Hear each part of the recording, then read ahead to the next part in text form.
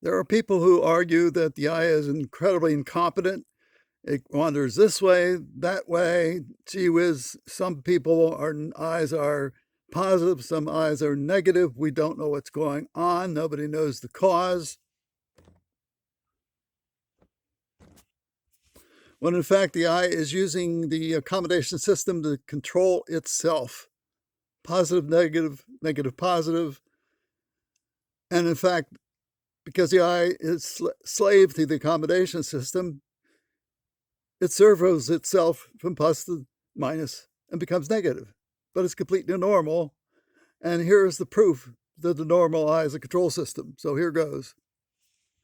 In this review, I'd like to cover some special topics.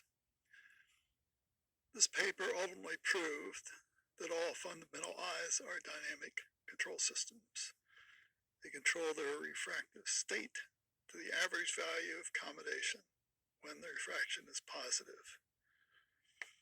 Particularly, the eye changes in both directions when the accommodation system is changed. I'd like to give special credit to Antonio Medina, who's listed in the references. What is important is to determine the accuracy of the system. How accurately does the eye track or follow the accommodation system? This will be the result of analysis done in a study, and I will show that shortly.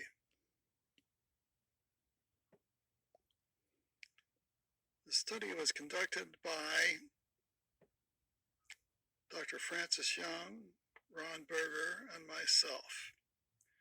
The goal of the study was to obtain a good, accurate estimate of the tracking accuracy of the system. The methods of doing this was the so-called ergodic hypothesis, and I'll explain that in due course.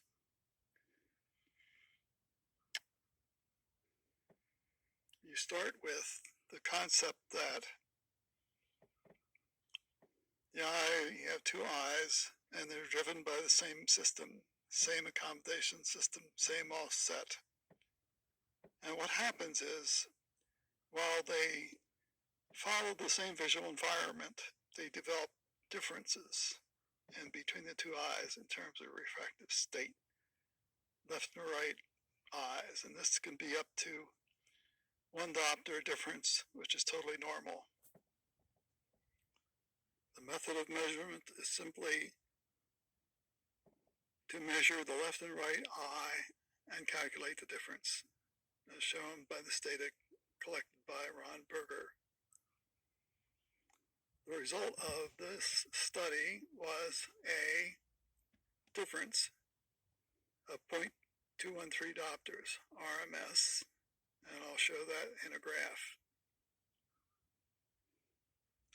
Here's the critical area. When you make a series of measurements on different individuals as shown, you can eventually show the time averages and are equivalent to the ensemble averages. This is the so-called ergodic hypothesis of statistical mechanics. I'm in complete agreement of this.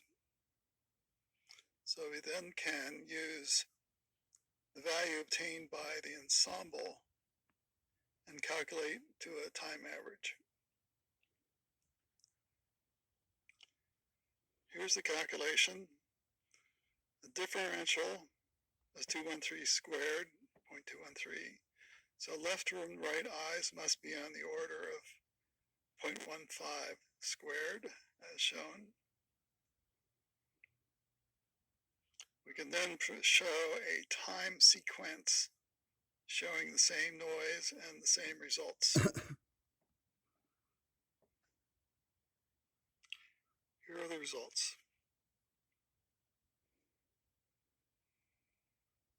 The goal of the study is actually to determine how accurate the system is.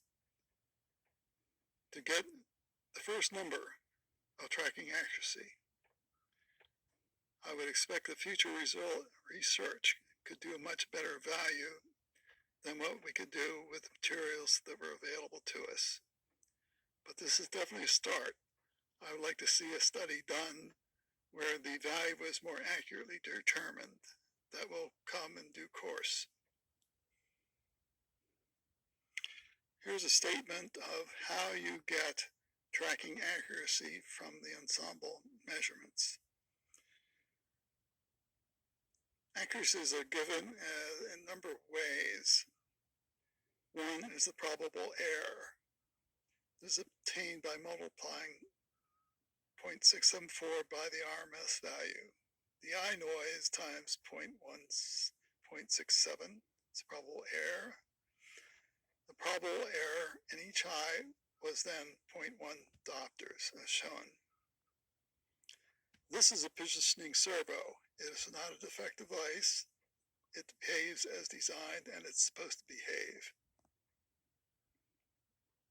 I would expect that future studies will produce this type of result. In any event, it's intended to inspire more accurate measurements of the eye's accuracy by using this technique. Hope you enjoy this video. It's heuristic. It's suggesting ways of doing things, of getting right answers, of respecting the eye as the dynamic control system it always has been. Thank you so much.